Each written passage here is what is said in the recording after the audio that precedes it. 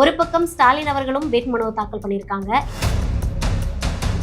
இன்னொரு பக்கம் பார்த்தா விஜய் அவர்களும் வேட்புமனுவை தாக்கல் பண்ணியிருக்காங்க. விஜய் அவர்களுடைய வேட்புமனு பெருசா பேசப்படுறதுக்கான முக்கியமான ரீசன், உலக வரலாற்றிலேயே முதல் முறையாக அப்படின்னு ஒரு விஷயத்த மென்ஷன் பண்ணி நான் வந்து என் ஃபேமிலிக்கு கடன் கொடுத்துருக்கேன் அப்படின்றத விஜய் அவர்கள் நோட் பண்ணதுதான் இந்த வேட்புமனு ஃபேமஸ் ஆனதுக்கு ரீசன்.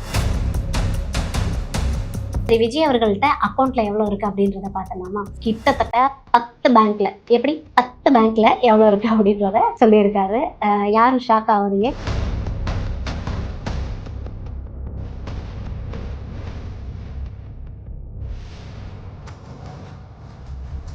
தமிழ்நாட்டு மக்கள் அனைவருக்குமே வணக்கம். நான் ரவினா. தமிழ்நாட்டில் வந்து ஏப்ரல் மே வெயில் பயங்கரமா அனல் பறந்துகிட்டு இருக்குது. இந்த அனல் ஒரு பக்கம் வாட்டி வதைக்குது அப்படின்னா, இன்னொரு பக்கம் அரசியலுடைய அனல் அப்படின்றது பயங்கரமா தகத்துக்கிட்டு இருக்கு. ஸோ ஏன் அப்படின்றது எல்லாருக்குமே தெரியும். 2026 எலெக்ஷன் வருது. பல்வேறு கட்சிகளுமே வந்து பயங்கரமா களத்துல இறங்கி குதிச்சு வேலை பார்த்துக்கிட்டு இருக்காங்க அப்படின்னு சொல்லலாம். இதுல வந்து முன்னாள் முதலமைச்சராக இருந்த மு.க.ஸ்டாலின் அவர்களுமே வந்து அவங்களுடைய வேட்புமனுவை தாக்கல் பண்ணியிருக்காங்க. தொகுதியில போட்டி போட போறாங்க. சோ இன்னொரு பக்கம் பாத்தீங்க அப்படின்னா, எனக்கும் திமுகவுக்கு தான் போட்டி அப்படின்னு சொல்லிட்டு கெத்தா இன்னைக்கும் களத்துல நின்றுகிட்டு இருக்காங்க தாவேக தலைவர் விஜய் அவர்கள் வந்து பெரம்பூர்ல போட்டி போட போறோம் அப்படின்னு சொல்லிட்டு அவருடைய வேட்புமனுவை தாக்கல் பண்ணியிருக்காரு. சரி, இதுல என்ன இருக்கு அப்படின்னு கேட்டீங்கன்னா, ஒரு பக்கம் ஸ்டாலின் அவர்களும் வேட்புமனுவை தாக்கல் பண்ணியிருக்காங்க. இன்னொரு பக்கம் பார்த்தா விஜய் அவர்களும் வேட்புமனுவை தாக்கல் பண்ணியிருக்காங்க. பட் இதுல யாருடைய வேட்புமனு பெருசா பேசப்படுது அப்படின்னு பாத்தீங்கன்னா, எக்ஸாக்ட்லி விஜய் அவர்கள் வந்ததுக்கு அப்புறம் விஜய் தான் தேர்தல் களம் இருக்குன்ற மாதிரி விஜய் அவர்களுடைய அந்த வேட்புமனு தான் பெருசா பேசப்பட்டுக்கிட்டு இருக்கு. ஸோ இதுக்கான காரணம் என்ன அப்படின்னா, அவருடைய சொத்து மதிப்பானது வந்து வெளியாகி இருக்குது. கடந்த 5 வருஷத்துல மட்டும், அதாவது 2021 இருந்து 2025 வரைக்கும் விஜய் அவர்களுடைய சொத்து மதிப்பு எவ்வளவு அப்படின்றது வெளியாகி இருக்குது. அந்த லிஸ்ட் வெளியானது தாங்க பெரிய ட்விஸ்ட் அப்படின்ற மாதிரி இருக்குது. ஸோ என்ன ரீசனுக்காக அப்படின்றத சொல்றேன், பார்க்கலாமா? ஃபர்ஸ்ட், தாவேக தலைவர் விஜய் அவர்களுடைய சொத்து மதிப்பு, அதாவது அசையும் சொத்து மதிப்பு மட்டுமே 404 கோடியாங்க. அப்ப அசையாத சொத்து மதிப்பு எவ்வளவு அப்படின்னு கேட்டீங்கன்னா, கிட்டத்தட்ட 220 கோடிக்கு மேல இருக்குதுங்க. சரி, ஓகே, இது மட்டும் தானா அசையும் சொத்து, அசையா சொத்து மட்டும் தானா அப்படின்னா, அதனுடைய லிஸ்ட்ல நம்ம டிவைடரா அப்படியே 1 by 1 பார்த்தாகணும் இல்லையா? ஸோ விஜய் கிட்ட கையிருப்பு அப்படின்னு ஒரு அமௌண்ட் இருக்கும்ல, எவ்வளவு இருக்கு தெரியுமா? Just 2 lakhs. என்ன ஜஸ்ட் 2 lakhs தானே பாக்குறீங்க? ஆமா, நம்ம கிட்ட வந்து அசையும் சொத்து 404 கோடி இருக்கும்போது கையில 2 லட்சம்ன்றது ஏதோ வந்து 100 ரூபாயில 1 ரூபா நம்ம கையில இருக்கிற மாதிரி தானே. ஸோ அதனால வந்து 2 லட்சம் ஏன் கையில வச்சிருக்கிறாரு அப்படின்னா, மேபி ஏதாவது அத்தியாவசிய தேவைக்கு தேவைப்படலாம் இல்லையா?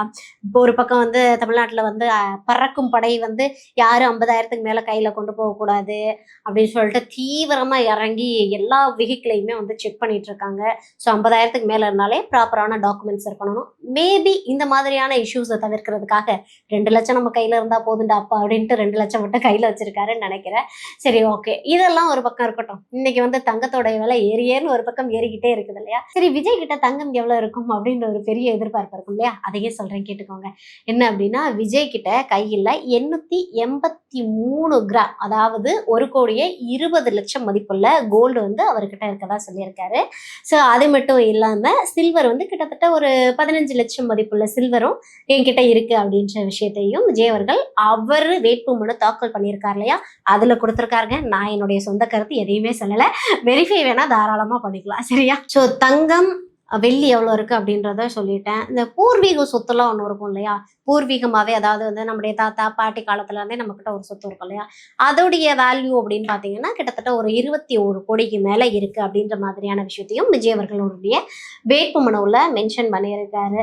சரி, ஓகேங்க, இந்த சொத்து விவரம் எல்லாம் சொல்லியாச்சு.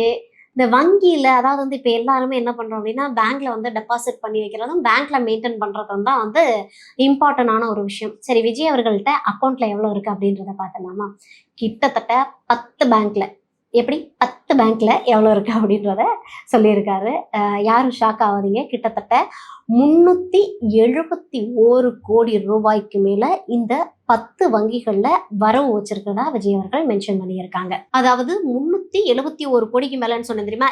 எக்ஸாக்ட் அமௌண்ட் எவ்வளவு தெரியுமா விஜய் அவர்களுடைய அக்கௌண்ட்ல இருக்கு? 371 கோடியே 42,49,364 ரூபாய். அதாவது ஒரு அமௌண்ட் சொல்றதுக்கே முச்சம் விட்டுதே நம்ம கிட்டலாம். இதெல்லாம் வந்து கனவுல தான் அப்படி எண்ணிட்டே இருக்கணும்னு நினைக்கிறேன். இதெல்லாம் வந்து சரி ஓகே. அவருடைய கடின உழைப்பால சேர்த்த ஒரு அமௌண்ட் தான். சரி நம்ம கன்டென்ட்டுக்குள்ள போலாம். ஓகேவா? ஸோ இது எல்லாமே வந்து அவரு மணியா சேர்த்தது, அக்கவுண்ட்ல இருக்கக்கூடியது, கோல்டு, ஜுவல்லு அதாவது வந்து எப்படி சொல்றது? ஒரு அசையும் சொத்துக்கள் அப்படின்ற விஷயத்த மென்ஷன் பண்ணிட்டேன். சரி ஓகேங்க. அசையா சொத்துக்கள் அப்ப எவ்வளோ இருக்கு அப்படின்ற விஷயத்த நம்ம பார்க்கணும் இல்லையா?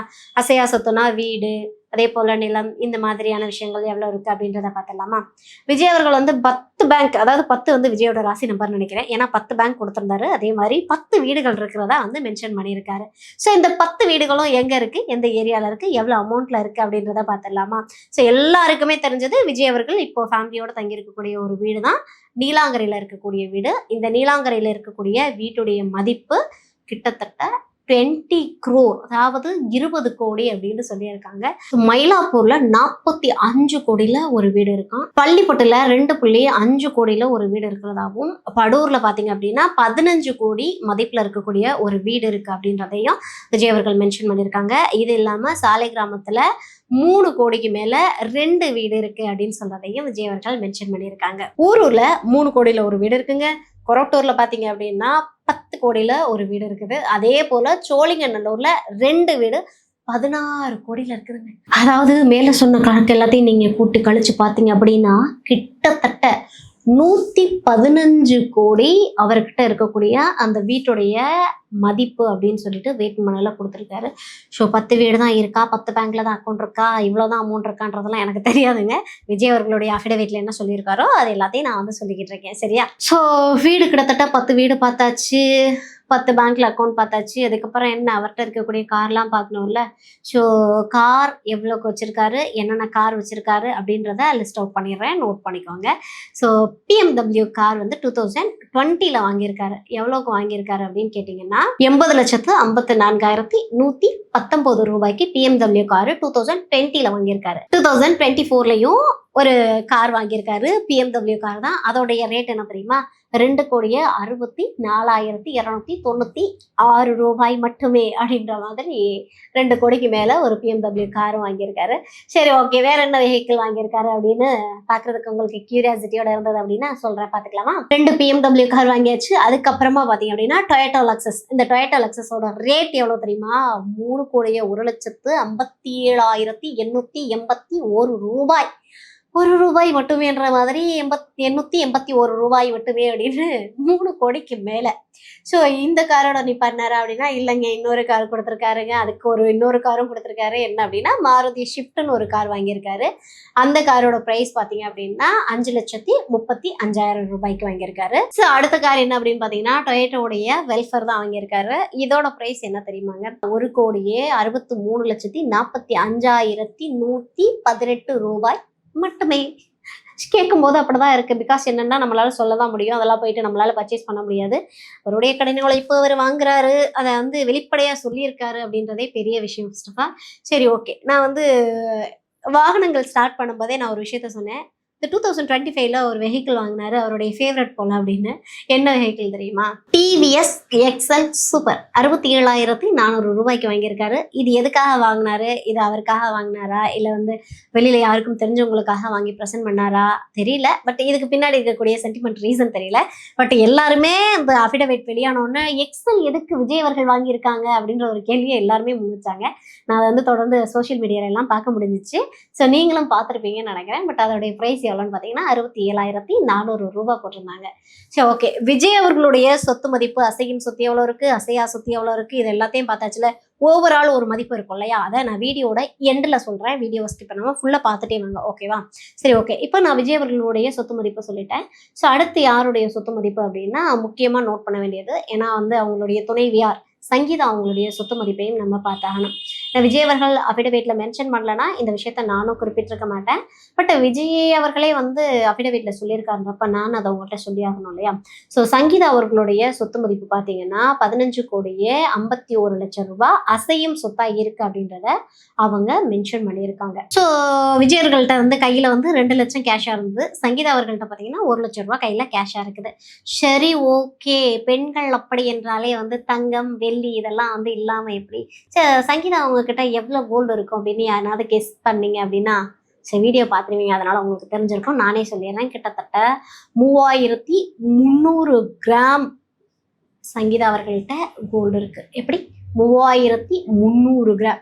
ஸோ நிறைய பேர்கிட்ட 300 கிராம் கூட கோல்டு இல்லைன்றது தெரியும். இன்னைக்கு இருக்கிற கோல்டு ரேட்ல இதை பார்த்தா எல்லாருக்கும் கண் விழிகள் இப்படி பிதுங்கும் அப்படின்றது எனக்கும் தெரியும். ஸோ சில்வர் எவ்வளோ இருக்கு அப்படின்னு பார்த்தீங்கன்னா கிட்டத்தட்ட 2 கிலோ சில்வர் வந்து அவங்க கிட்ட கையிருப்பு இருக்கு அப்படின்ற விஷயத்த அதெல்லாம் மென்ஷன் பண்ணியிருக்காரு விஜய் அவர்கள். ஸோ சங்கீதா அவர்கள் கிட்ட தங்கம், வெள்ளி இது இல்லாம டைமண்ட் வந்து 134 கேரட் டைமண்ட் இருக்கு அப்படின்றத மென்ஷன் பண்ணியிருக்காங்க. இது போக ஜேசன் சஞ்சய், அதாவது விஜய் அவர்களுடைய பையன், பொண்ணு திவ்யா சாஷா கிட்ட மொத்தமா 4 லட்சம் ரூபாய் அவங்களுடைய அக்கௌண்ட்ல இருக்கு அப்படின்றதையும் விஜய் அவர்கள் மென்ஷன் பண்ணியிருக்காரு.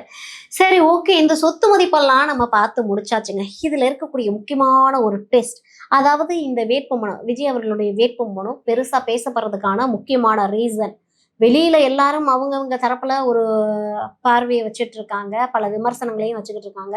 ரீசன் என்னன்னா, உலக வரலாற்றிலேயே முதல் முறையாக அப்படின்னு ஒரு விஷயத்த மென்ஷன் பண்ணி, நான் வந்து என் ஃபேமிலிக்கு கடன் கொடுத்துருக்கேன் அப்படின்றத விஜய் அவர்கள் நோட் பண்ணது தான் இந்த வேட்புமனு ஃபேமஸ் ஆனதுக்கு ரீசன். யாருக்கு எவ்வளோ கடன் கொடுத்துருக்காரு அப்படின்றத சொல்லட்டோமா? அதாவது அவருடைய தந்தையான சந்திரசேகருக்கு மட்டும் விஜய் அவர்கள் கொடுத்துருக்கக்கூடிய கடனானது எவ்வளோ தெரியுமா? ஸோ 3,02,71,961 ரூபாய் விஜய் அவர்கள் தன்னுடைய தந்தை சந்திரசேகருக்கு கடனாக கொடுத்துருக்காரு.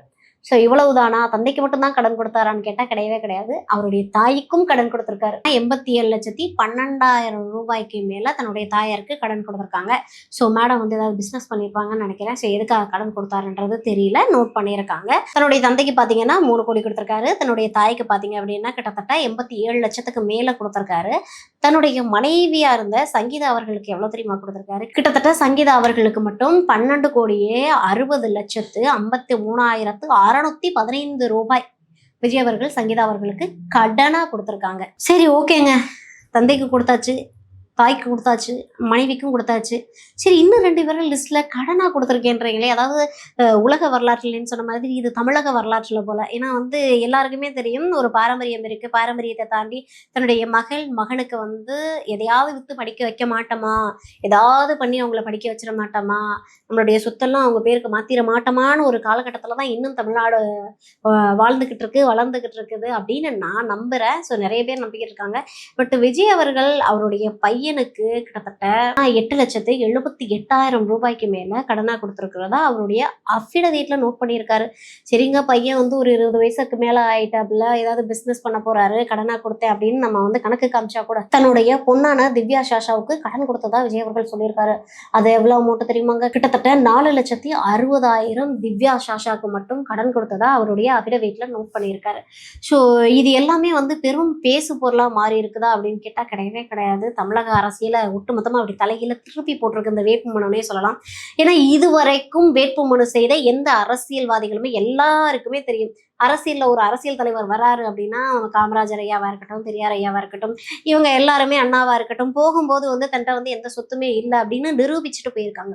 பட் இன்னைக்கு இருக்கக்கூடிய தலைவர்கள் அப்படி இருக்காங்களான்னு கேட்டா கிடையாது. ஏன்னா வந்து எல்லாருக்கிட்டையும் ஊழலே வந்து கிட்டத்தட்ட 1000 கோடிக்கு மேல போகுதுன்னா அவங்களுடைய சொத்து மதிப்பு எவ்வளவு இருக்கும் அப்படின்றத எல்லாருக்கும் அப்பட்டமா வெளியில தெரியுது. பட் அவங்களால வந்து கணக்கு காட்ட முடியல. ஸோ எல்லாருடைய வேட்புமனுலையும் பார்த்தீங்க அப்படின்னா, என்கிட்ட வந்து சொந்தமா கார் இல்ல, சொந்தமா கையில பணம் இல்ல, சொந்தமா எதுவுமே இல்ல அப்படின்ற மாதிரியான ஸ்டேட்மெண்ட்டை தான் அவங்களுடைய வேட்புமனுல கொடுக்கறதா பார்க்க முடியுது. ஆனா விஜய் அவர்கள் மட்டும்தான் கடந்த 5 வருஷத்துல என்கிட்ட 731 கோடி ரூபாய்க்கு மேல சொத்து இருக்கு அப்படின்றத அஃபிடவிட்ல ஃபர்ஸ்ட் டைம் சொல்லியிருக்காரு அப்படின்றத நான் நினைக்கிறேன். பிகாஸ் நீங்க யாரும் வந்து யாருடைய வேட்புமனுவையும் பார்த்திருக்கீங்களா? யாரும் இவ்வளவு உண்மைத்தன்மையோட தன்கிட்ட இருக்க சொத்து மதிப்பை சொல்லியிருக்காரா? அதாவது 731 கோடிக்கு மேல. இது உண்மைத்தன்மையா இருக்குதா இல்லையானோ, இவ்வளோ பெரிய விஷயத்த முதல்ல அஃபிடவிட்ல சேர்க்கிறதுன்றதே பெரிய விஷயம். அந்த கட்ஸ் வந்து விஜய் அவர்களுக்கு வந்திருக்குன்னு நினைக்கிறேன். பிகாஸ் அவங்க கிட்ட இருக்கக்கூடிய சொத்து மதிப்பு எவ்வளோ அப்படின்றது யாருக்குமே தெரியாது. ஏன் அப்படின்னா, ஒரு படத்துக்கு 200 கோடி வாங்குறாருன்னா கடைசி வருஷத்துல, அதாவது வந்து 2025ல மட்டுமே அவர் வாங்கின அந்த சம்பளம் கணக்கு காட்டியிருக்கக்கூடியது எவ்வளோ அப்படின்னு பார்த்தீங்கன்னா 184 கோடி கணக்கு காமிச்சிருக்காரு. அதாவது ஒரு வருஷத்துல அவர் வாங்கிய வருமானம் அப்படின்றத. பட் ஒரு படத்துக்கே 200 கோடிக்கு மேல வாங்கும்போது அந்த ஒரு வருஷத்துல அவருடைய வருமானம் 184 கோடி தானான்ற பெரிய கேள்வி எல்லாருக்குள்ளயும் எழும்னு நினைக்கிறேன். பட் அதுக்கு பின்னாடி பெரிய காரணங்கள் அதாவது இருக்கலாம். விஜய் அவர்களுடைய ஒட்டுமொத்த சொத்து மதிப்பு, அதாவது அசையும் சொத்து மதிப்பு, அசையா சொத்து மதிப்பு, பூர்வீக சொத்து அப்படின்னு சொல்லிட்டு எல்லாத்தையும் நம்ம வந்து உள்ள டீப்பா எல்லாத்தையுமே சொல்லியிருந்தேன். பட் ஒட்டுமொத்த சொத்து மதிப்பு எவ்வளோ தெரியுமாங்க? ஸோ 734,55,59,060 அப்பா! கேட்கும்போதே பெருமூச்சு வர அளவுக்கு இருக்குது இல்லையா? ஸோ இதுதான் அவருடைய ஒட்டுமொத்த சொத்து மதிப்பு. கடந்த 5 வருஷத்துல அவருக்கு வந்த வருமானம் அப்படின்னு சொல்லிட்டு, தன்னுடைய வேட்பு மனுவுல பதிவு செஞ்சுட்டு, களத்துக்கு போய் பெரம்பூர்ல வெற்றிகரமா அவருடைய முதல் பிரச்சாரத்த முடிச்சுட்டு, அடுத்து கொளத்தூர்ல அதாவது ஸ்ட்ரெய்ட்டா எனக்கும் திமுகவுக்கும் தான் போட்டி அப்படின்ற மாதிரி பெரம்பூர்ல ஸ்டார்ட் பண்ணி கொளத்தூர்ல அவருடைய பிரச்சாரத்தை முடிச்சிருக்காரு. தொடர்ந்து விஜய் அவர்கள் பிரச்சாரம் பண்ண போறாங்க. பொறுத்திருந்து அடுத்த ஒரு வீடியோல பார்க்கலாம்.